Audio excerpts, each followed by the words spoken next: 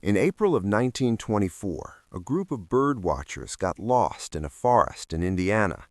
What they found made them immediately call the police. A car blew, devoured by 73 years of vegetation, trees growing through the engine, moss covering every inch of rusted metal. When they removed the rust from the license plate, they found a number, JXC 847, Illinois. And when they typed that number into the system, a red flag appeared instantly, associated with unsolved disappearance. July 1951, Chicago PD. The car had been there for more than 7 decades, but where was the driver? That question is about to be answered in a way no one expected, and the answer will reveal not just a murder, but an execution so calculated, so meticulously planned, that it managed to remain secret for 3/4 of a century. This is the story of Thomas Edward Callahan, and of the day he simply disappeared. If you like cases that defy time, that remain unanswered for decades, then you need to hear this story to the end. Subscribe to the channel and hit the bell, because your support keeps this work alive. Chicago, 1951. The city still breathed the golden age of organized crime. Only 22 years since the fall of Al Capone, but his shadows still danced in the streets. The Loop teemed with legitimate and illegitimate businesses so firmly intertwined that it was impossible to separate them. Unions controlled the docks, politicians lined their pockets, and men like Thomas Edward Callahan navigated these murky waters with calculated skill. Thomas was 34 years old that summer of 1951. Anyone who saw him for the first time immediately noticed his presence. 6 feet tall, broad shoulders, hands that seemed to have been sculpted to hold things firmly. Brown hair always impeccably combed back with brilliantine in the style of the era. Gray-blue eyes that never blinked first in a conversation. A thin scar crossed his left eyebrow, a reminder of a fight no one dared ask about. But Thomas was not just muscle and intimidation. Those who knew him well knew another side. He wore well-cut suits, always with a pocket square matching his tie.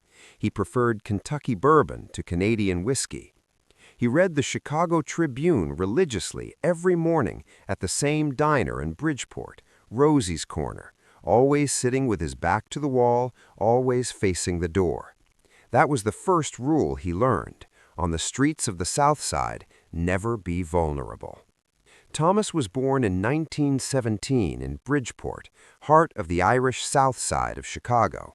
Son of an Irish stevedore and a housewife of Polish descent, he grew up in a world where loyalty was worth more than money and reputation was the currency of survival.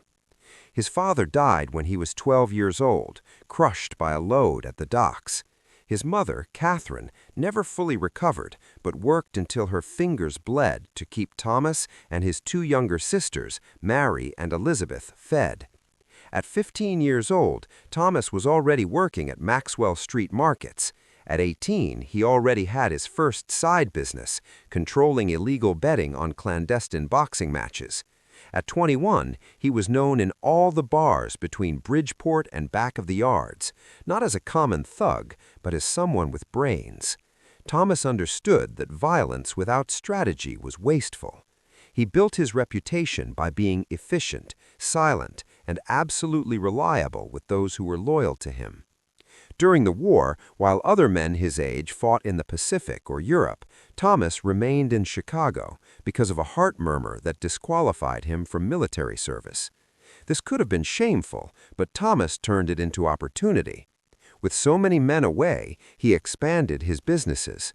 Black market rationing, falsified documents for draft dodgers, protection for merchants. He did not become rich, but built a solid network of contacts and owed favors. In 1948, Thomas married Rose Moretti, a 23-year-old Italian woman with dark hair and a matching temperament. Rose knew exactly who Thomas was. Her brother Vincent worked for him, But she also saw the man who came home and put fresh flowers on the table every Friday, the man who never raised his voice to her, even when they argued, the man who dreamed on quiet nights of eventually leaving that world and opening his own bar, something legitimate, something to leave to the children they planned to have. They lived in a two-bedroom apartment in Bridgeport, above an Italian bakery. The smell of fresh bread rose every morning. Rose worked as a secretary in a law office during the day. Thomas never specified exactly what he did, but money appeared regularly. They were not rich, but lived comfortably by post-war standards. Thomas's routine was as precise as a Swiss watch. He woke at 7 in the morning, coffee with Rose, walked to Rosie's corner at 8, newspaper and black coffee until 9. Then his rounds began, visiting his businesses, collecting protection payments, resolving disputes. Lunch was always at the same place, the Shamrock Tavern, usually a corned beef sandwich and a Schlitz beer. Afternoons were for meetings, always in different places, never establishing predictable patterns. But at 6:30 in the evening, without fail, Thomas called Rose from a payphone, always. And then there was the blue Morris Oxford. Thomas bought the used car in March of 1951 from a dealer in Hammond, Indiana, paying in cash.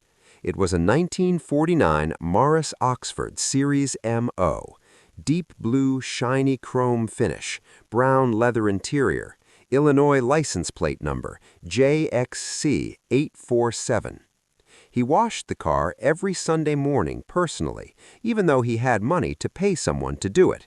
Rose joked that he loved that car more than her. Thomas would smile and respond that the car never argued with him, but not. Everything was domestic and tranquil. Thomas operated in a dangerous world. The Chicago police knew him well. Detective Harry Kovach from the Homicide Division had a file on Thomas with more than 50 pages. Minor offenses, suspicious associations, witnesses who changed their stories, but nothing stuck. Thomas was too careful, too smart. And there were rivals. Chicago's underworld was divided into invisible but very real territories. The Italians controlled the West Side, under the Outfit. The Irish dominated parts of the South Side, and there were independents, like Thomas, navigating between all, maintaining pragmatic relations, avoiding direct conflicts. But tensions were growing. Business was changing. Heroin was beginning to enter heavily through the docks, something Thomas publicly despised. He had lines he would not cross. Nothing involving children, nothing involving heavy narcotics. These were his rules. And in a world without law, personal rules made you either a target or respected. Thomas was both. Rose noticed the growing tension. Thomas slept less well, looked out the window more frequently, checked the street before leaving, changed the door lock 2 times in 3 months. When she asked, he would kiss her forehead and say everything was under control. But Rose knew that man better than anyone. She knew when he was worried. And in July of 1951, Thomas was very worried. Friday, July 13th, 1951. Yes, Friday the 13th. The detail did not go unnoticed afterward. Chicago awoke under suffocating heat, temperature already at 28 degrees Celsius in 9 in the morning, humidity coming from Lake Michigan, making the air seem as thick as soup. The newspapers that morning carried headlines about the tensions of the Korean War and debates about the expansion of Midway Airport. Thomas woke at his normal time, 7 in the morning. Rose remembers that he was quiet that morning, more thoughtful than usual. He drank his coffee but barely touched the eggs and toast. He wore his gray suit, the 3-piece one with thin stripes that he reserved for important days. Navy blue tie, white handkerchief in the pocket, gold watch on his wrist, a wedding present from Rose. Before leaving, Thomas did something unusual. He hugged Rose longer than normal. He held her face between his hands and looked into her eyes. "I love you, Rosie," he said. Rose laughed, surprised. Thomas was not a man for exaggerated emotional displays, not during the week. "I love you too, silly," she responded. "Will you be late?" "Maybe," Thomas said. "I have some business to resolve in Indiana, but I'll call at the normal time, 6:30. Always 6:30. At 8:15 in the morning, Thomas entered Rosie's corner. Rosie Kowalski, the owner, confirmed afterward that Thomas seemed normal, perhaps a bit more serious. He ordered his usual black coffee, read the Tribune for 40 minutes, did not speak to anyone. At 9 a.m., he left 50 cents as a tip, more than normal, and left. The blue Morris Oxford was parked on the street, impeccable as always. Witnesses saw Thomas get into the car and drive south along Holstead Street. This was at 9:10 in the morning. At 10:30, Thomas was seen at Mickey's Diner near the Union Stockyards. He met with two men. No one could say afterward exactly who they were. Descriptions varied. Man in dark suits, one older with graying hair. One younger with an angular face. The meeting lasted about 20 minutes. Witnesses said the conversation seemed tense, but there was no shouting, no visible confrontation. At 11, Thomas left alone. He got into the Morris Oxford and drove south along Ashland Avenue. A witness, a newspaper seller named Eddie Sullivan, remembers seeing the distinctive blue car pass along Persing Road at 11:20. He was certain because he had just sold the midday edition. After that, things became nebulous. There is a possible identification of Thomas having lunch at a roadside diner in Hammond, Indiana, around noon, but the witness was not absolutely certain.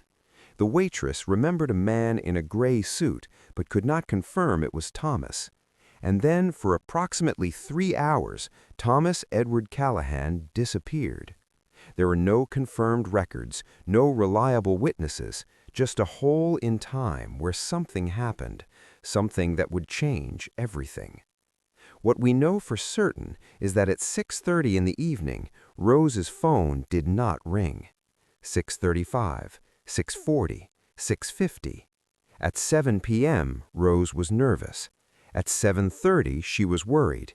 At 8, she was terrified. Thomas had never, in 3 years of marriage, failed to make that call, not once. Rose called her brother, Vincent Moretti, who worked with Thomas. Vincent immediately started making calls to bars, to contacts, to anyone who might have seen Thomas. No one knew anything.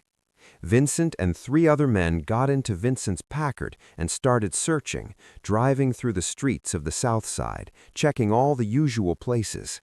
Nothing. At 11 at night, Vincent convinced Rose to call the police. She resisted, knowing that police attention was the last thing Thomas would want, but fear overcame caution. The call was answered by the Bridgeport precinct. The sergeant on duty, James O'Brien, took down the details. Adult male, 34 years old, missing for a few hours. O'Brien was polite but direct. "Ma'am, adults disappear for many reasons. Usually they come back. He might be sleeping somewhere, might have met with friends. We'll take note, but honestly, it's too early to—" "You don't understand," Rose interrupted, voice trembling. "My husband doesn't do this. He always calls. Something happened. Something bad happened." O'Brien promised they would keep alert, but that night no significant action was taken. It was just another man who did not come home at the expected time. But Rose knew deep in her heart, in that place where we love someone so deeply that we feel when something is wrong, she knew Thomas was not late. Thomas was not in some bar. Thomas was in danger, or worse. The last person to see Thomas Edward Callahan with certainty was that newspaper seller, Eddie Sullivan, watching the blue Morris Oxford pass along Persing Road at 11:20 in the morning on the 13th of July, 1951.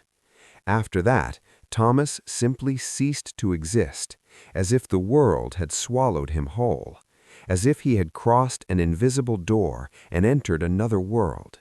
As if someone had decided that Thomas Edward Callahan no longer deserved to occupy space in this reality.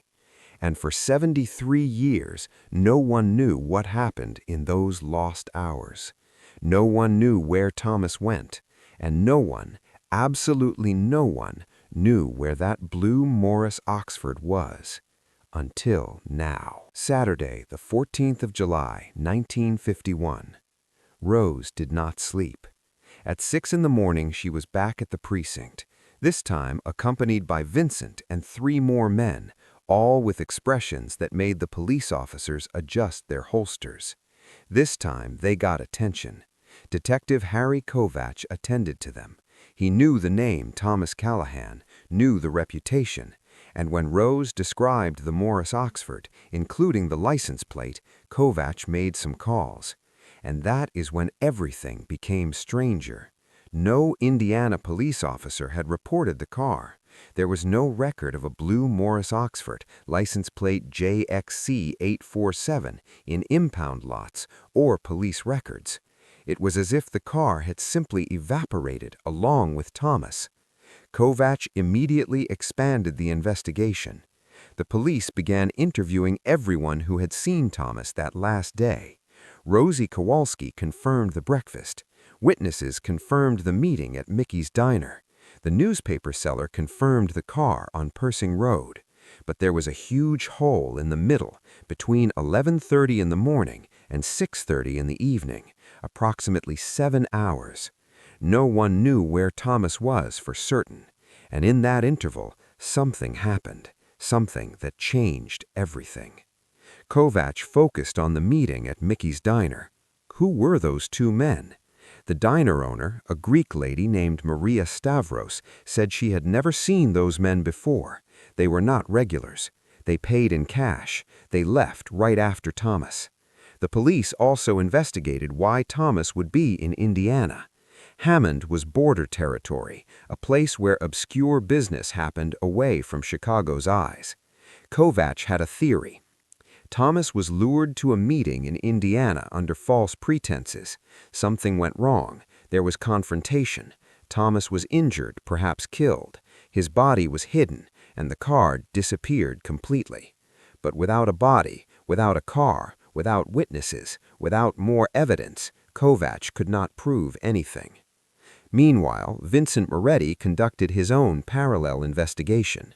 He and a dozen men spent weeks on the streets, asking questions that the police could not ask, using methods the police could not use. They pressured informants, confronted rivals, offered money, then threats. They found rumors. One guy said Thomas owed money to someone connected to the outfit. Another said Thomas had witnessed a murder and refused to stay quiet. A third suggested Thomas was planning to testify against powerful figures and was silenced. But everything was speculation, no concrete facts, no proof.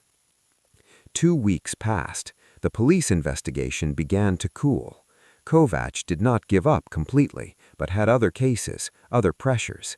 Thomas Callahan's file was marked suspicious disappearance, possible homicide, but without a body, without conclusive evidence, there was nowhere to go. The press covered the case initially. South Side operator vanishes mysteriously, said the headline in the Chicago Daily News. But without developments, the story died in days. Chicago had crimes every day. Life went on for Rose. Life stopped. She continued living in the apartment above the bakery, continued working as a secretary, but it was a mechanical existence. Every night at 6:30, she looked at the phone hoping it would ring. It never rang. She refused to declare Thomas dead. Years later, people suggested she move on, that she declare presumed death, that she take any insurance. Rose refused. As long as there is no body, there is hope, she would say. But her eyes told a different story. Her eyes said Thomas was not late. Thomas was not in some bar. Thomas was in danger, or worse.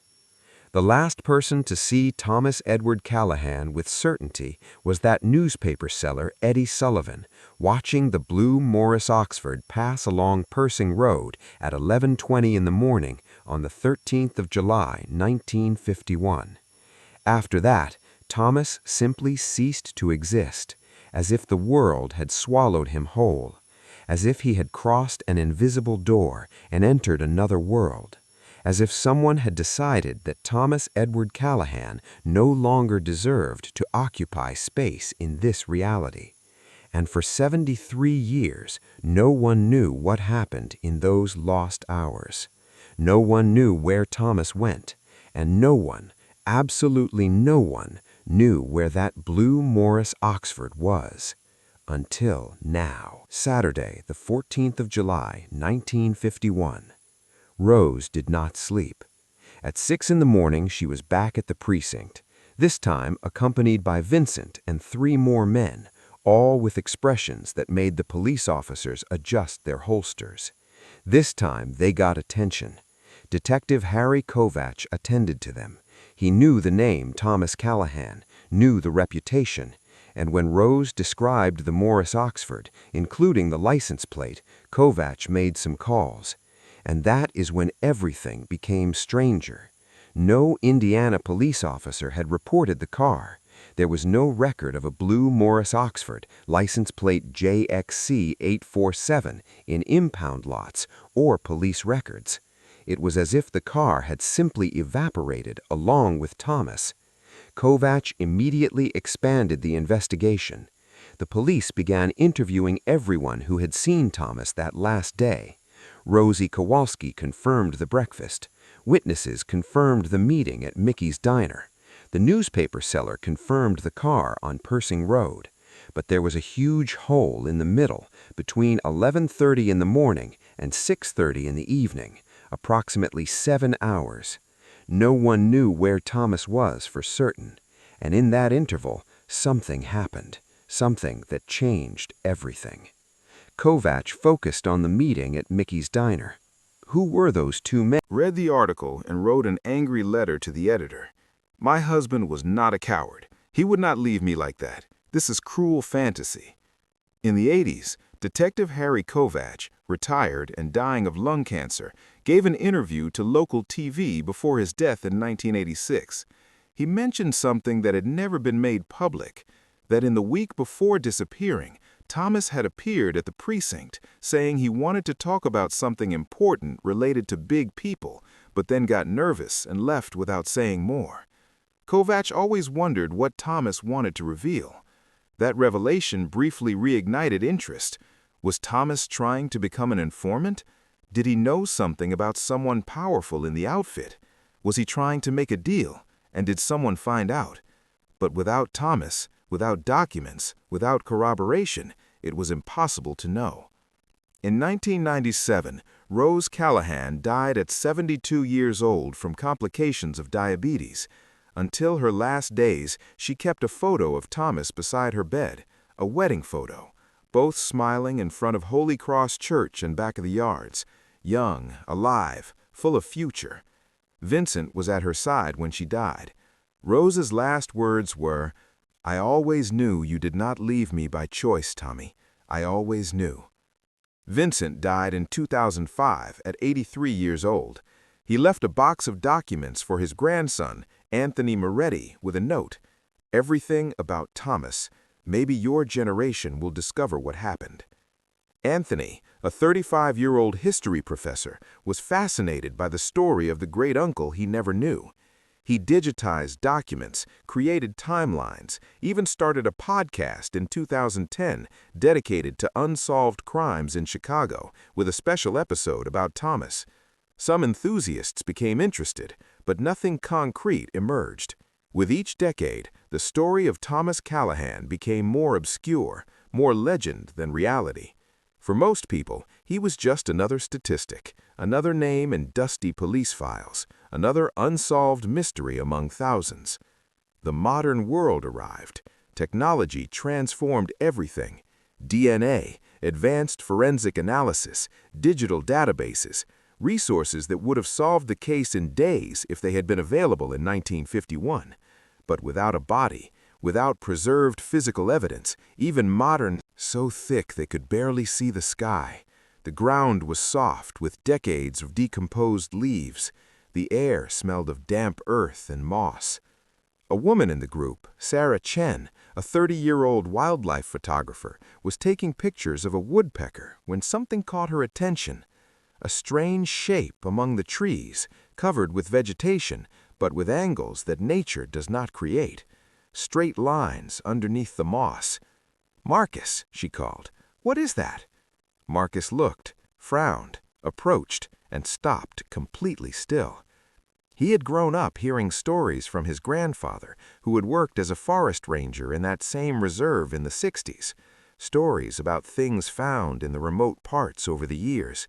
But this— "Stay there," Marcus instructed the group. He walked carefully closer, using a stick to push away vegetation. And then he saw, clearly, a car completely swallowed by the forest, but undoubtedly a car. The shape was unmistakable despite the extreme deterioration. Moss covered every surface. Small trees grew through what had been the engine compartment. The windows had disappeared long ago. Only rusted frames remained. The doors were torn off or lying beside it. The roof was partially collapsed. Nature had reclaimed that human object back, transforming metal into part of the organic landscape. Marcus took out his cell phone and took pictures, then called the reserve administration. "You're going to want to see this," he said. On Monday, a team from the Department of Natural Resources arrived at the site, accompanied by Indiana State Police. What they found was extraordinary, not just because of the condition of the vehicle, but because of what it represented. With extreme care, they began to document and clear the vegetation around it. And when they managed to access the area where the license plate should be, after removing decades of rust, corrosion, and dirt, numbers were still vaguely visible. JXC 847, Illinois. One of the investigators checked the number in historical DMV databases, and it appeared accompanied by an old note associated with unsolved disappearance. July 1951, Chicago PD, Thomas Edward Callahan. The discovery was initially reported as local curiosity, vintage 40s car discovered in natural reserve, but when investigative journalists dug deeper and connected it to the 73-year-old story, the story exploded in the Chicago region. Anthony Moretti, Vincent's grandson, learned of the news through a Google alert he had set up years before with the name Thomas Callahan. He did not believe it initially, checked multiple sources, and then, handshaking, called his mother, who was Rose's niece. "They found the car," he said, voice breaking. "After all these years, they found Thomas's car." The Indiana State Police, in coordination with the Chicago Police Department, officially reopened the case. A specialized cold case investigation team was assigned. They established a perimeter around the area, complete forensic photography, precise measurements, vegetation analysis to determine how long the car had been there, and they discovered something extraordinary. The car had been in that forest since approximately the early 50s. Examination of the trees growing through it confirmed they were about 70 years old. The oxidation and deterioration were consistent with more than 7 decades of exposure.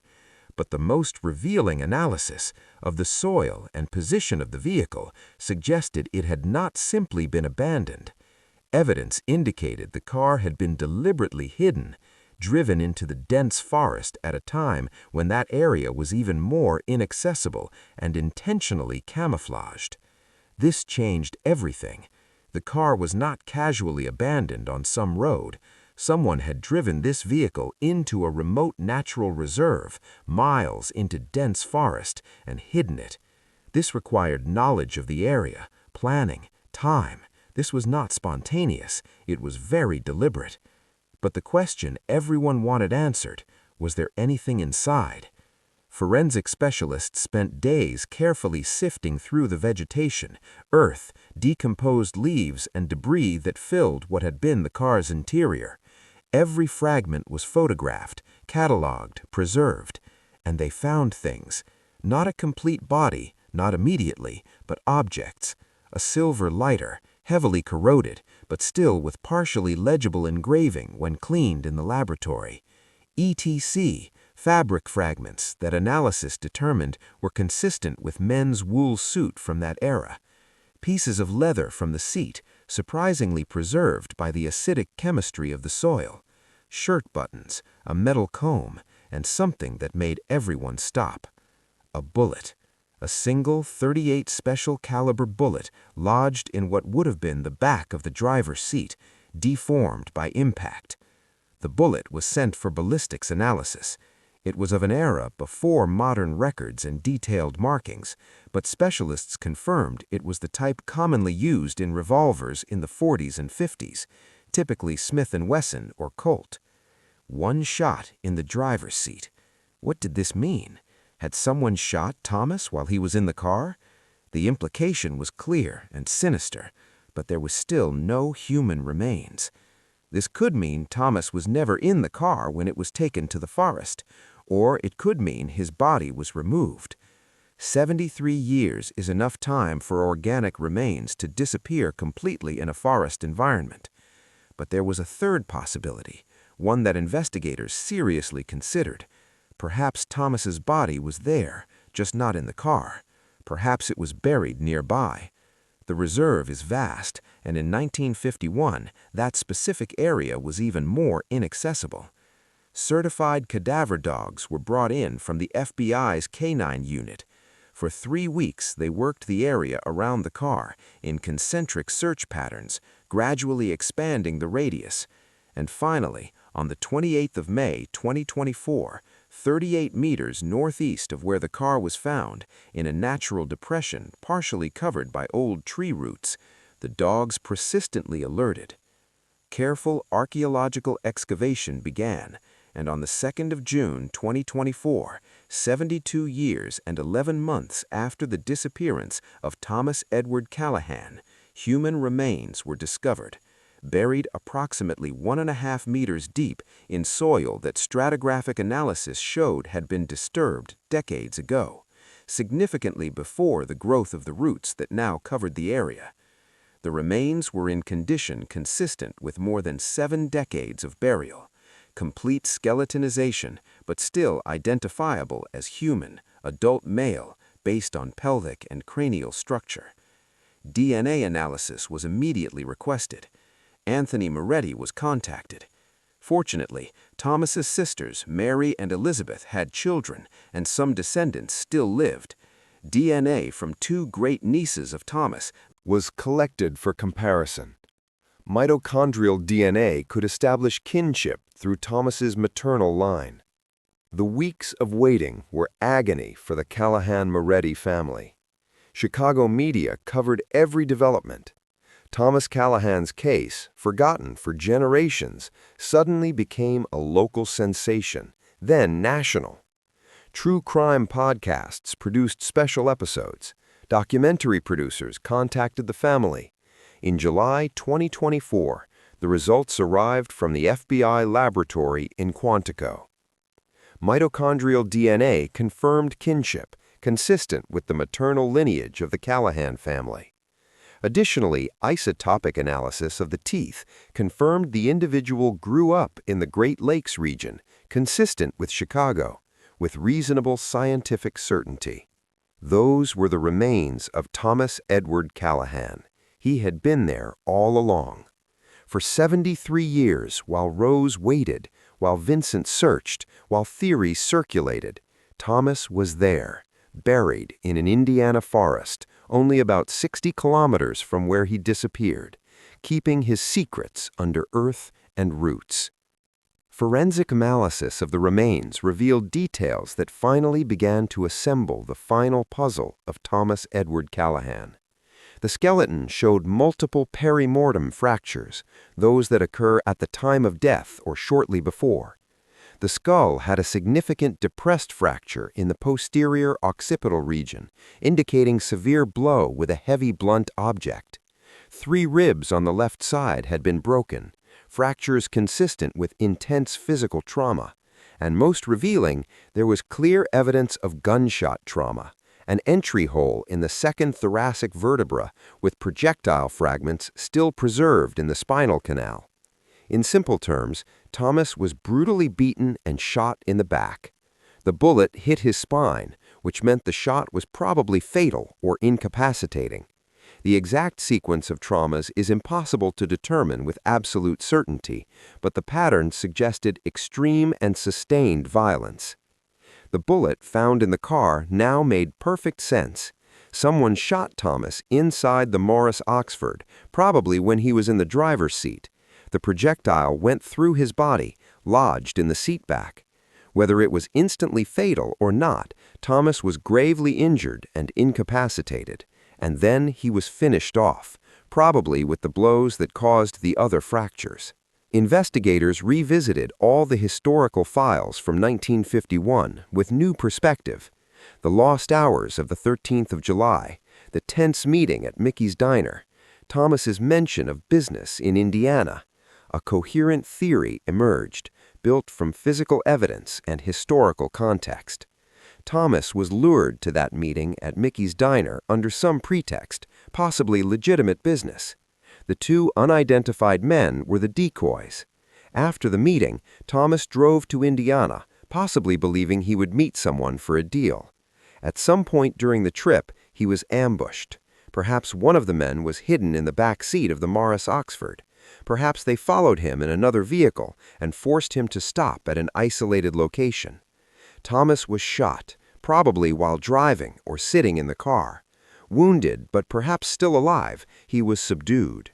The attackers then drove two vehicles, the Morris Oxford and their own car, into Jasper, Pulaski, an area that in 1951 was even more wild and less monitored. There, hidden among trees, far from any possibility of interruption, whatever had begun was concluded. Thomas was killed through additional trauma to the skull. His body was buried in a carefully chosen location. The car was hidden deep in the forest, destined never to be found, and the killers left in the second vehicle, leaving no trail. It was a planned execution, not a crime of opportunity or passion. It was deliberate silencing. But the question that remains, that frustrates investigators and family equally, who? Historical files listed dozens of possible enemies, outfit operators Thomas would have crossed, independent dealers competing for territory.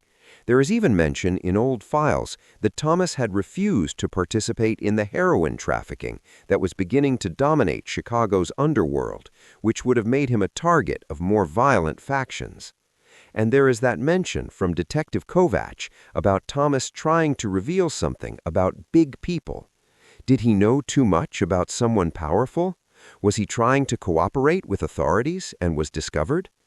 Detective Commander Lisa Rodriguez, who led the reopened investigation in 2024, was frank in a press conference held in August.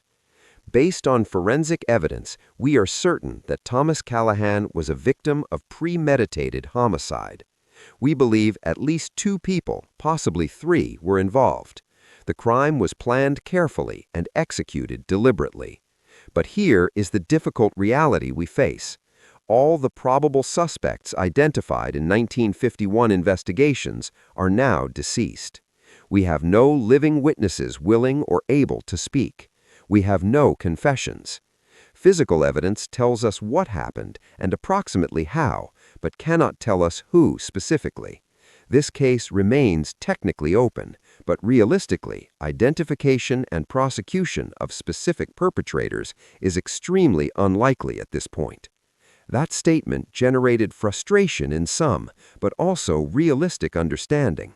Justice has temporal limitations, and 73 years is too long for traditional criminal accountability.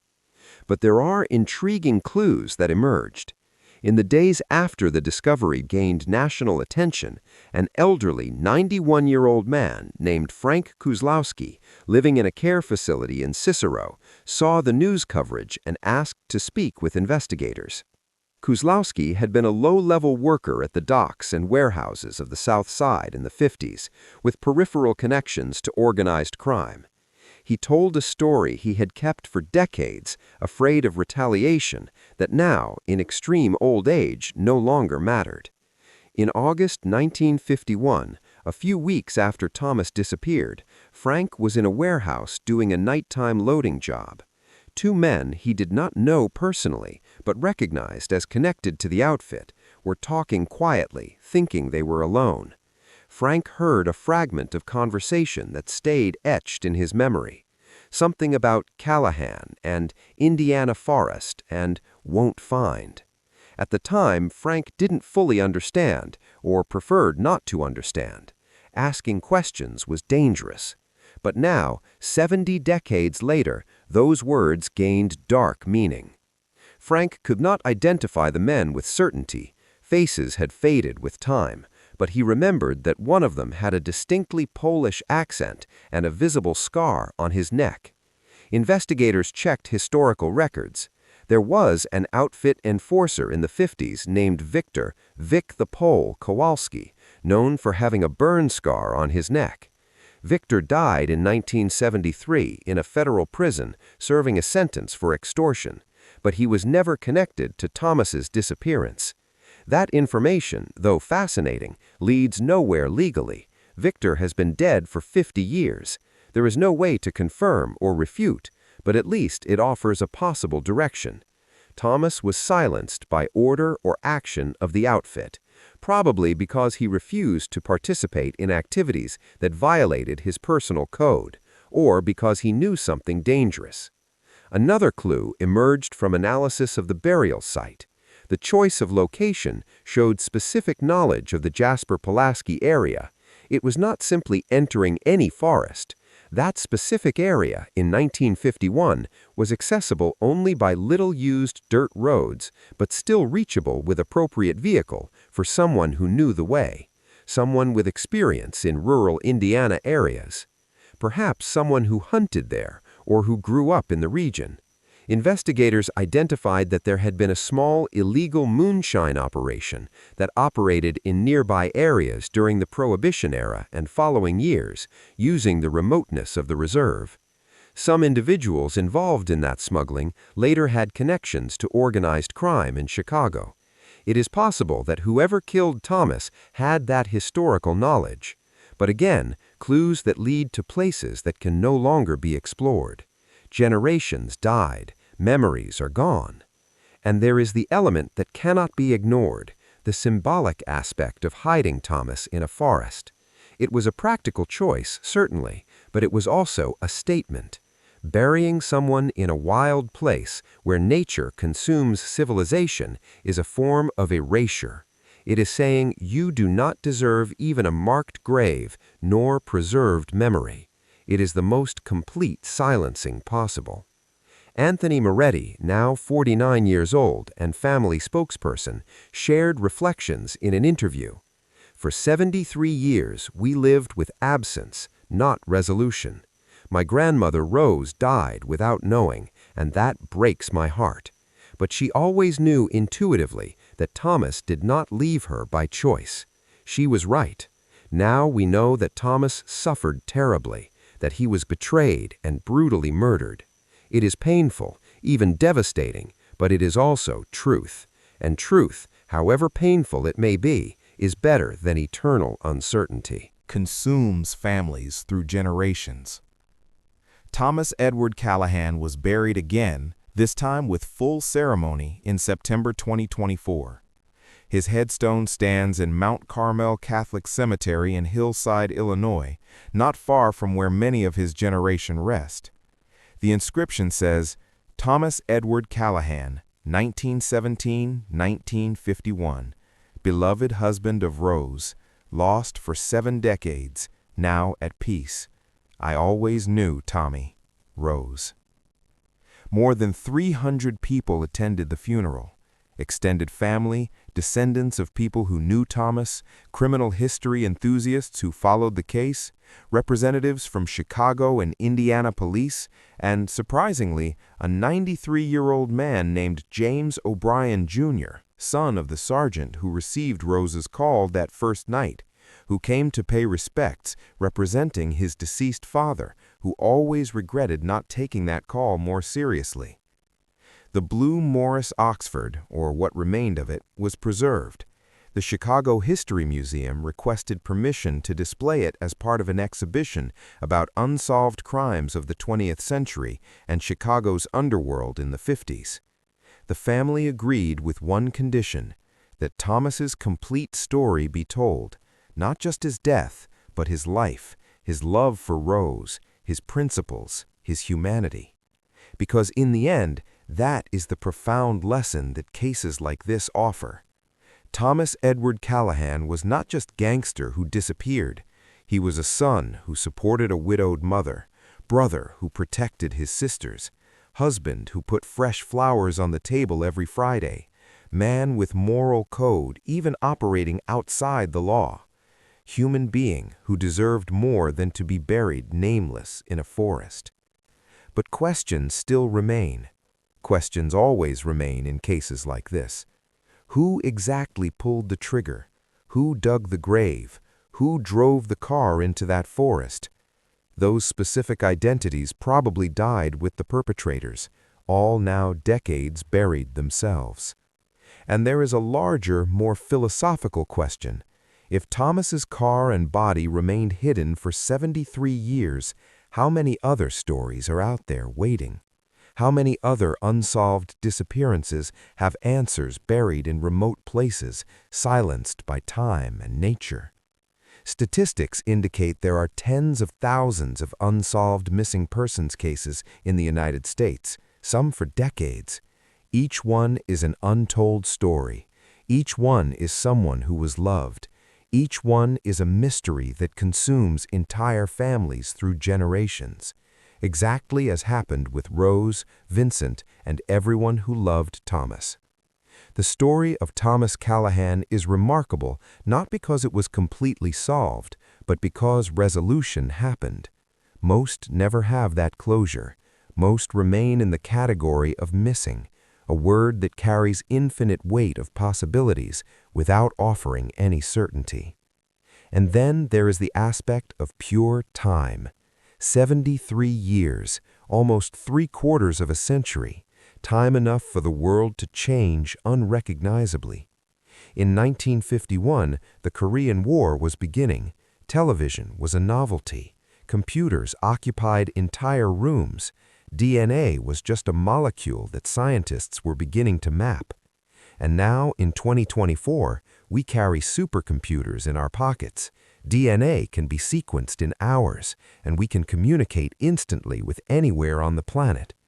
But one thing remains unchanged through all these decades: the human capacity for violence, betrayal, and cruelty, and the equally human capacity, perhaps more powerful, for love, persistent memory, and absolute refusal to forget. Rose never forgot, never gave up waiting.